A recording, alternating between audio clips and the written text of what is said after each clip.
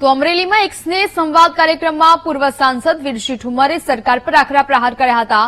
વીરસિંહ ઠુમ્મરે જણાવ્યું હતું કે રાજ્યમાં હાલ નકલીનો અધિકારીઓનો રાફડો ફાટી રહ્યો છે।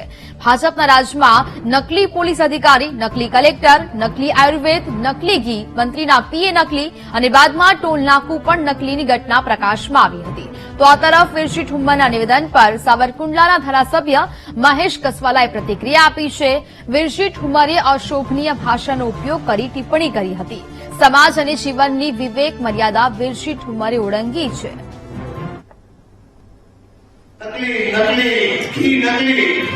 અમારે બાબરાના વડિયામાં વિસ્તારમાં તો નકલી આયુર્વેદ પીડું તારું નામ વેચાઈ આયુર્વેદ નકલી છોકરા પીડા છે। ચાલો તો ભાઈ સાહેબ આ બધા નકલી પોલીસ ભાગીવાળા છે એમાં આપણે કિલો પકડ્યો કલેક્ટર નકલી, રૂપાલાનો પીએ નકલી,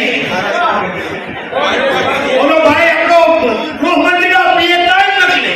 કોંગ્રેસના દિગ્ગજ નેતા ગણી શકાય, સિનિયર નેતા ગણી શકાય એવા વીરજીભાઈ ઠુમ્મરે એક મર્યાદાને ઓળંગી, સમાજ જીવનની વિવેકની જે મર્યાદાઓ છે એને ઓળંગીને જે પ્રકારે દેશના પ્રધાનમંત્રી નરેન્દ્રભાઈ માટે અમાપ શબ્દો બોલ્યા છે।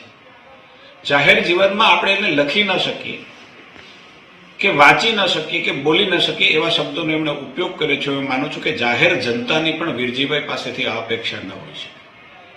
કોંગ્રેસના લોકોનો વાણી વિલાસ, દેશના પ્રધાનમંત્રી પ્રત્યેનો અણગમો આપણે જાણીએ છીએ, પરંતુ હું માનું છું કે દેશના પ્રધાનમંત્રી નરેન્દ્રભાઈ મોદી એ દેશની જનતાના નાયક છે, રાષ્ટ્રના નાયક છે।